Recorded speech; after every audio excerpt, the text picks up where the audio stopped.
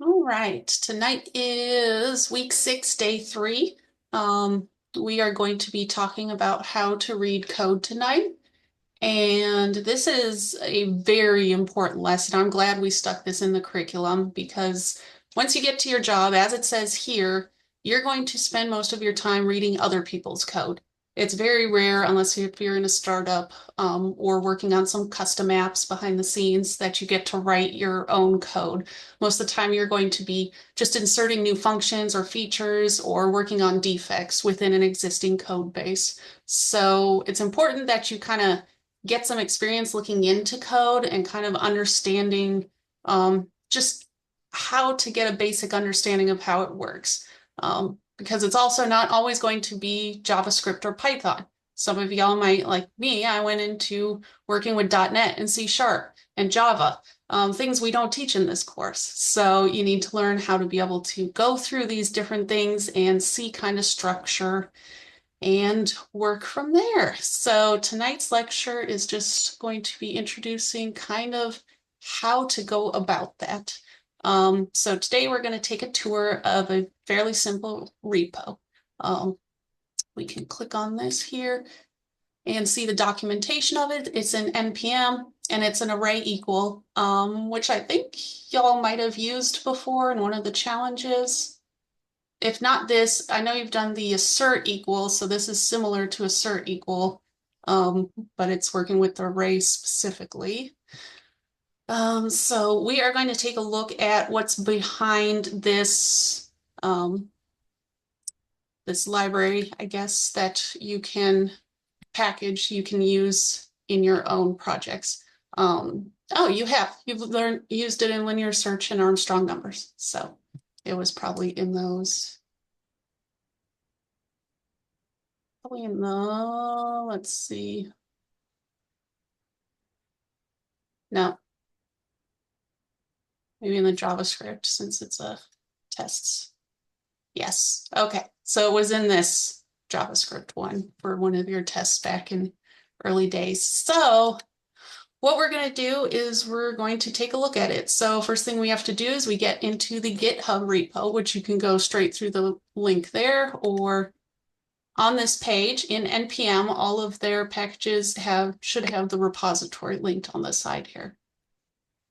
So we are going to open this up and it's a lot. Right off the bat, ours, we're used to having, a couple files, maybe one .py, one .js, something like that. But here we see it's just a massive amount of files. So first thing we kind of want to do when we get in here, you can work through it in GitHub and click through, but that's also a little annoying to go through everything like this. So let's go ahead and fork it down. We can make our own local copy. So I'm going to fork this down. You can do this with everything. I would recommend forking because then you can't accidentally make changes into the original repository. This creates a whole separate copy for you. So now I'm using this in my GitHub. It's not their GitHub copy. This is mine. So that's why we have you guys fork. We're going to clone this and we're going to pull it up. I guess I'll do it the official way. We'll just do it in the terminal here. Okay.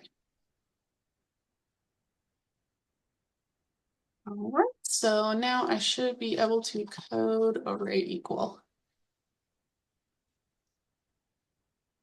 It's doing a lot of things for me. All right, so here is the code base. Does anybody know where do I start? This is a whole bunch of stuff. First thing to do is probably try to find the main program. Like there's a lot of extra things in here. We have looks like a little config file, some git ignore, but does anybody have an idea where might we find like the meat of this? Is there a README for the repo that at all? I mean, what's the point? What are we doing in here? We're learning how to kind of look at different people's codes and be able to figure out. Right, but that's what I mean. Like, what are we trying to do? That's what we've got to find, right? So Yes, yes. we We just want want to see like how it's generally being used. exactly. The overall is we want to kind of get a understanding of what this code does. We know what it produces. We know if we put this in, it should give us a true. So we know how to use it, but we want to see the code and be able to read through it. Index.js then.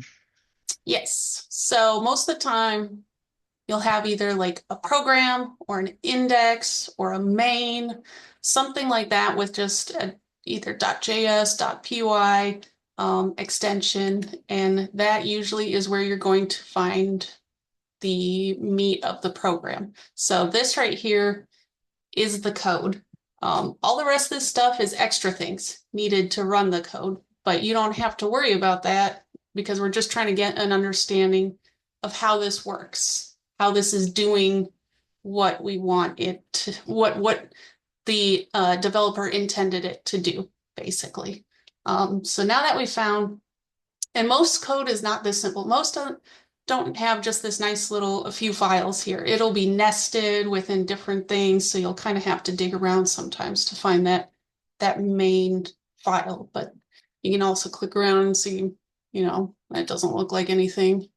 Nah, it's no. So, but most of them will have an index or a main or a program, something along those lines to help you find the root of this program or application. So now that we found this real code, you can, oh, I guess the README has a little, for today's lecture, has a little side note. If you want to figure out what these other files are, that's a good use for ChatGPT. You can go ahead and throw in kind of like you can ask directly, what is an index.d.ts? And it should be able to spit out kind of a general idea of what this file is and what it's supposed to do. Um, but we're just going to focus on this main entry point to this application right now. So this is where everything's happening. This is the code. When we call this function in our own programs, this is what is running behind the scenes. So fairly simple. And you guys have been writing things like this up until this point as well. So now that we found our main one, let's see, we're going to try to get a high level understanding of what this is doing. So it wants you to take a few minutes, the README does, and have you just kind of look at this and think about, I mean, you don't have to understand everything. Some things might be a little hazy, but try to get the general idea of what this is doing. And if somebody has a summary right off the bat here, like just a couple sentences, or wait, I'm going to call on somebody. I need to show the full meeting window. Where'd it go? There we go. Okay. Uh, let's do Tisdale. Do you have a summary, possibly at this point, of what this code might be trying to do or what it's basically doing? Um, Started reading just like the first if statement, if the arrays are equal, return true. I hadn't seen where it has the length within the curly brackets. What does that mean, or what is that doing? Well, we don't have to worry about that now. I think we can kind of get the gist by just skimming over that real quick, and we can come back to that. Um, That's not equal, I guess, to the second array, return false. Then it iterates through the index.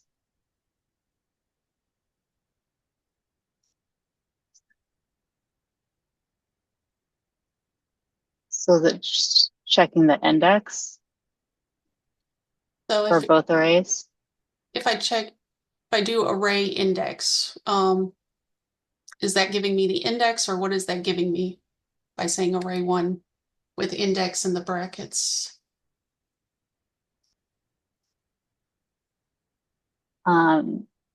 It's iterating through index 1 and index 2.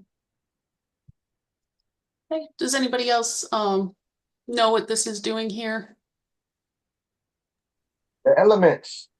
Comparing the values at those index. Yes, the values. So it is iterating through and pulling that index where it's at, but it's looking in both arrays and taking the value at that index in both arrays. And so it's comparing if they're not equal at that point. So it's going to go through looking at one at a time, then it'll return false. So yes, you are very close. So overall, what is this whole application, this little code, this function doing? Trying to see if array 1 is exactly the same as array 2. Exactly. And I don't know, off the top of my head, I feel like the for loop's a little redundant, because if you have the very beginning, if array 1 equals array 2, shouldn't that be the same? Why would you need to check each individual index? Yeah, That's the so for loop. that's a good point. So that's what you're going to be doing eventually, after you get an idea of what a code base is doing, is thinking critically about why it's doing it the way it is. So that is a good point. I mean, we have, I don't have the answer for that right now. I'm not sure myself. Maybe there's an edge case we haven't thought about, but that's part of the analyzing this code. You can see if it's equal, it should be that should be it. Why are we iterating through? Seems a little redundant. So let's see. Try to see what the readme's question was as well. Wait a minute though. 1 second. If it's equals equals, that's the strictly sign. So isn't that just looking at the data type then? Or is that looking at exactly the elements that are inside that array? Because that's just I, I don't know. Where do you see just the double equals? Because No, you're right. no, not the doubles. The triple equals means strictly, right? So Right, yeah. isn't that going to be the type if it's strict like that? Because it's evaluating. It's the It's the type and the value of it. okay. You're And right. okay. Yeah, if it was just 2 equals, it would just, I think, be the value, not the type. If I remember, I can't remember, but yeah. But that second for loop is doing the same thing, right? Because it's doing the same thing but checking the index. That's what I was saying. Well, yeah. So, I mean, it's a good point.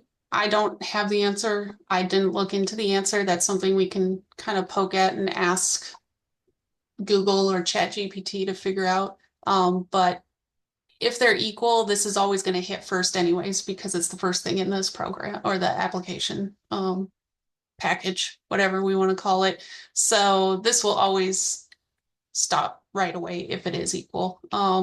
So I personally can't think of an instance when it would skip that and still succeed down here. That would be one of those thinkers, like something you can think through. But another thing we also brought up is, what is this?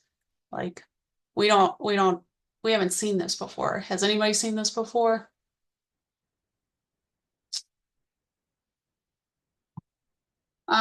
So we can go ahead, and this is where I'm going to show you good use of ChatGPT.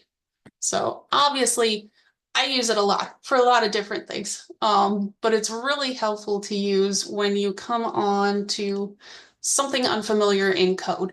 I can either just take this one little line and ask, which we might do. We don't need to feed it the whole program here to kind of see what this syntax is doing. So I'm literally just going to go over here and be like, what is this doing?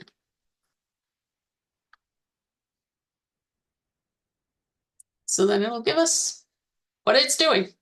And I did this earlier too. It's a destructuring assignment. I guess it takes the length property and puts it into the length variable. So instead of having to say, okay, this is what it would be like if we didn't do that, instead of having to say constant length is array one dot length, we can just automatically pull that, what is that called? Property from this array. As if it's taking the property and also using it as a value.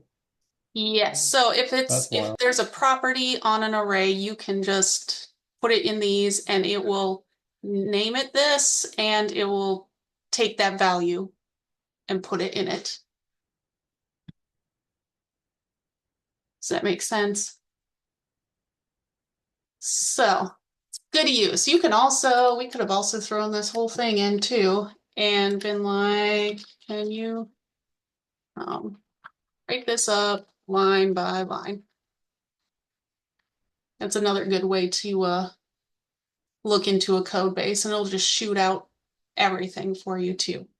So all good ways to use ChatGPT to kind of learn what you're working with if you're unfamiliar with it. Let's see, so where do we go from here? Trying to follow the lecture as close as possible because I think your assignment is going to be like this. Okay, so we already did the criticisms of this. Like you said, why did we have this length variable? Why are we even iterating through this? Do we even I have asked chat for that one, and it said that that second one is element by element comparison if array 1 and array 2 does not reference the same object. So I think too, like what Mike was talking about, the first one, it's if it's just like completely identical, and that one is if it's not the same object.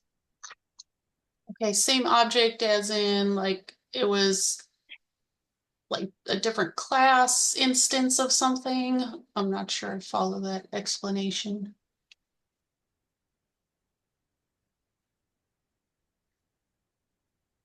Just as like the first one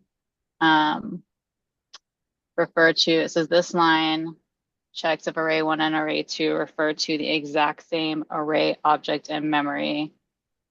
And then for the second one, it says this part of the code does an element by element comparison if array 1 and array 2 do not reference the same object.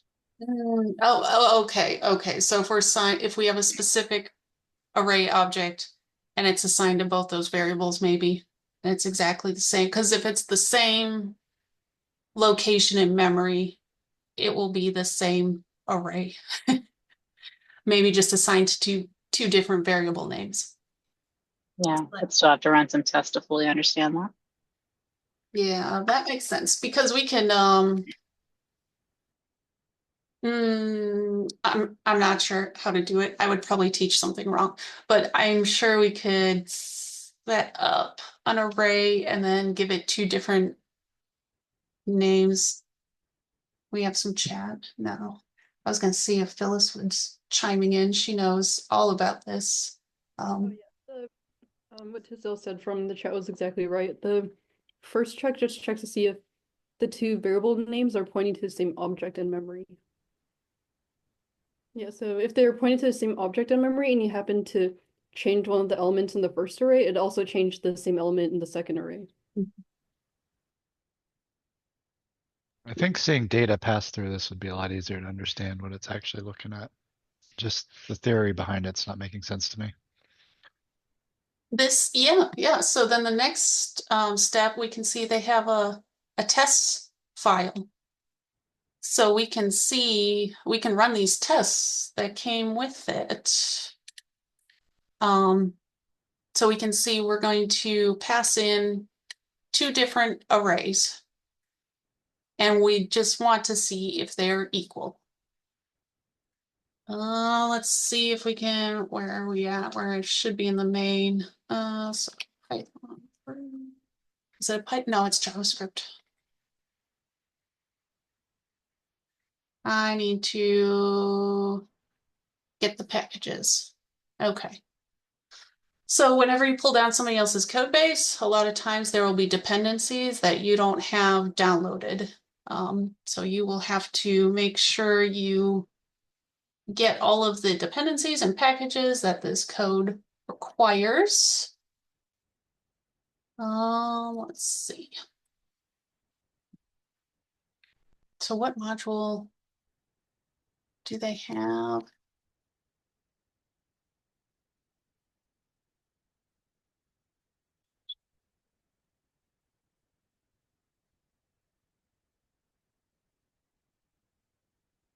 If I can just do is npm install AVA. Okay.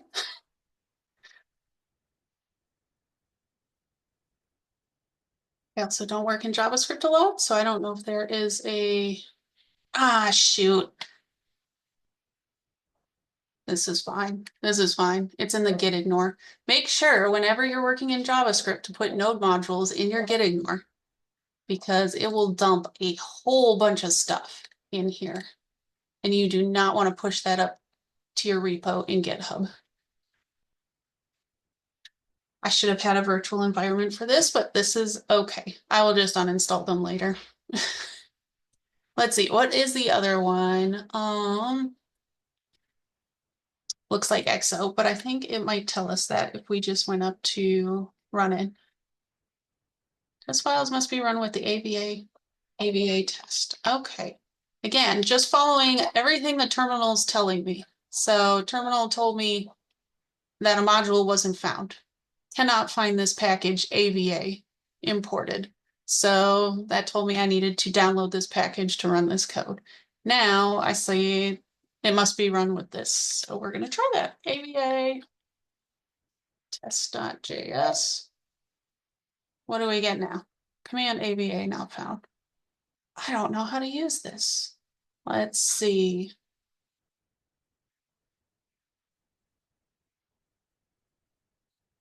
That's what it tells me to do. Well, we are going to go Google this package.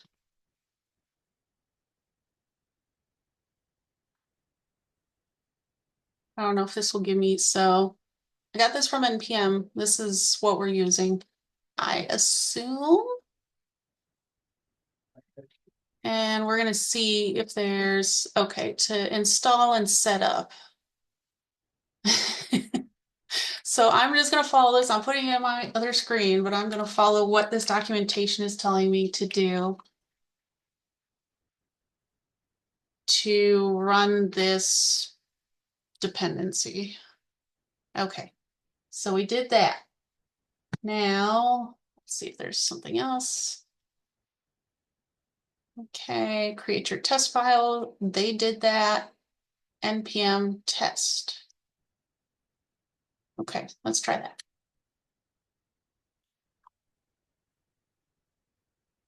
Ooh, okay. Well, there we go. It worked. And it looks like all the tests pass here. That's what I assume all these green check marks mean. The documentation would tell me for sure, but that's what it means. So we can look here. It's, oh, okay. So false, false, false. Okay, we have trues and false in here. So this array is equal to this array. True.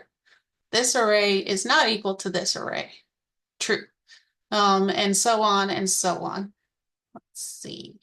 Even with string letters here, we can see that that one, mixed types, if it's a mixed type, it should not equal because it's not the same type. So that also passed.